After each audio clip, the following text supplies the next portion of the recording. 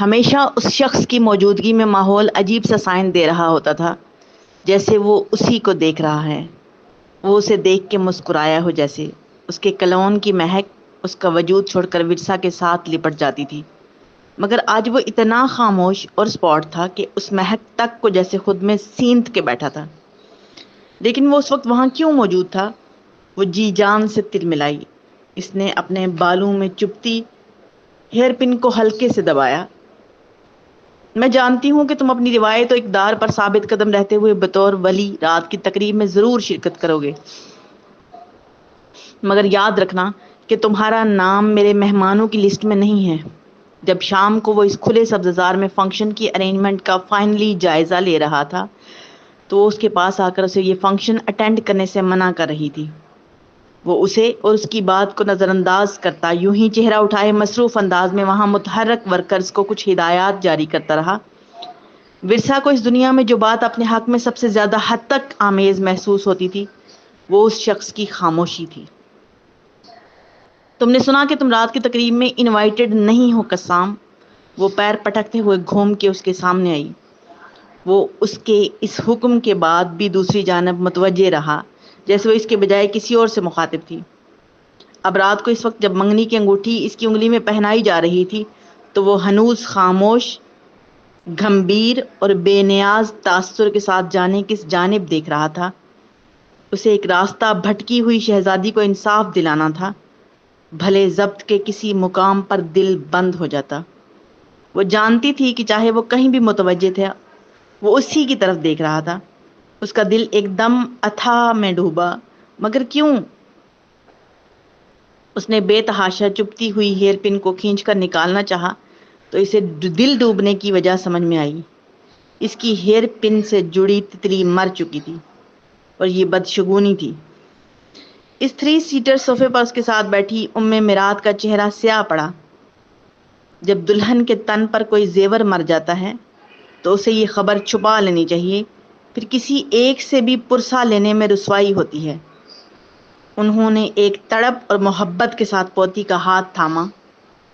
اس کے عین سامنے جو 4 لوگ اس کی شادی کی تاریخ طے کر رہے تھے، ان میں ایک وہ بھی تھا جو اس کے مہمانوں کی لسٹ میں نہیں تھا۔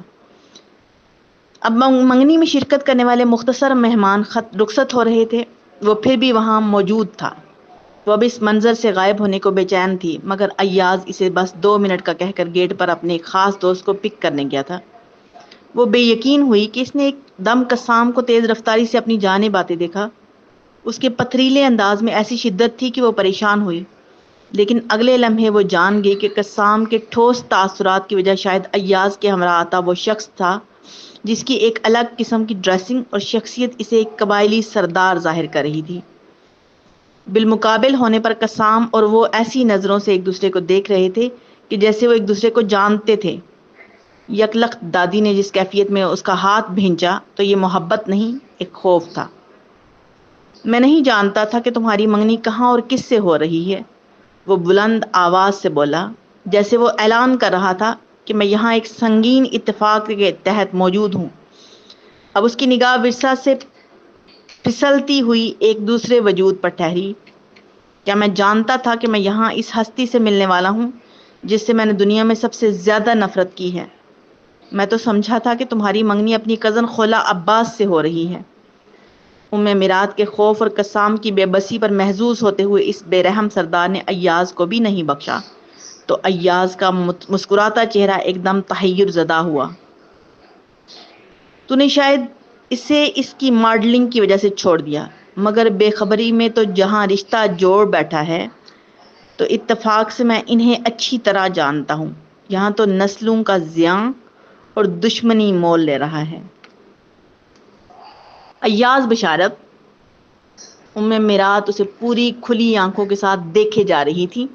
ہو بہو وہی آواز، وہی شکل، وہ یقیناً ان کے بڑے بھائی کا ولی عہد تھا۔ تمہیں غلط فہمی ہوئی ہے سنبل خانہ، میں شروع سے ان سب کو جانتا ہوں۔ یہ بھی جانتا ہوں کہ ہمایوں خان کا اپنے سسرال کے ساتھ کوئی زمینی تنازع تھا۔ تو کیا تم جانتے ہو کہ اس لڑکی کا باپ کیوں قتل ہوا تھا؟ وہ ایاز کی بات کاٹ کر سفاکیت کے ساتھ مسکرایا۔ اس بات پر اس روشنی زدہ لان میں ہر ایک کے چہرے پر بدحواسی جھلکی۔ میں تمہیں مہمان سمجھ کے برداشت کر رہا ہوں، تم یہاں سے جتنی جلدی چلے جاؤ گے تمہارے حق میں بہتر ہوگا۔ قسام شدید ترین ضبط کے ساتھ گویا ہوا۔ کیا تم جانتے ہو کہ تمہاری اس منگیتر کی دادی عین اپنے نکاح کے روز گھر سے بھاگ گئی تھی تو اس کے بھائیوں نے بدلے میں اس کا بیٹا قتل کر دیا تھا۔